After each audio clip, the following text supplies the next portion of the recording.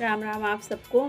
देखिए अगर आप बहुत परेशान हैं, आपके घर में पैसा नहीं रुक रहा है, आप दिन रात मेहनत कर रहे हैं, फिर भी स्थिति आपके घर की ठीक नहीं हो रही है, तो आप मेरे कहने पर एक काम करिए। जैसे आप चाहते हो कि आपके घर से दरिद्रता मिट जाए। क्या होता है, कभी कभी लोग दिन रात मेहनत करते हैं आपकी, लेकिन उनकी स्थिति ठीक नहीं होती। जितना पैसा कमाते हैं उसमें 50% कम दवाई में या किसी लोन या किसी में खर्चा हो जाता है। तो आप क्या करिए, किसी किसी गरीब बुजुर्ग जो आपके पास पड़ोस हो, जिसके कोई बच्चे ना हो, कोई सेवा करने वाला ना हो, उसको आप निस्वार्थ भाव से आप उसकी सेवा करिए। उसे अपने माता पिता, जैसे आप अपने माता पिता की सेवा करते हो, वैसे आप उसकी सेवा करिए। और उसको किसी से आप साझा मत करिए, किसी को आप बताइए मत कि हम किसी बुजुर्ग की सेवा करते हैं।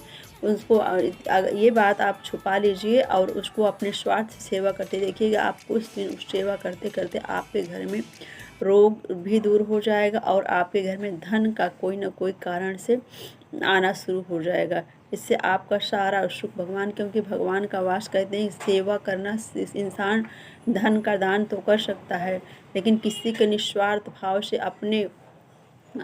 अपने छोड़ पराये, किसी पराये को निस्वार्थ से सेवा करना बहुत बड़ा है। कोई सेवा सबसे महान काम है जो कोई कर नहीं पाता।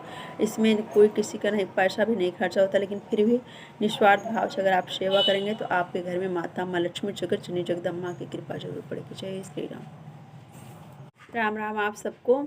देखिए अगर आप बहुत परेशान हैं, आपके घर में पैसा नहीं रुक रहा है, आप दिन रात मेहनत कर रहे हैं, फिर भी स्थिति आपके घर की ठीक नहीं हो रही है, तो आप मेरे कहने पर एक काम करिए। जैसे आप चाहते हो कि आपके घर से दरिद्रता मिट जाए।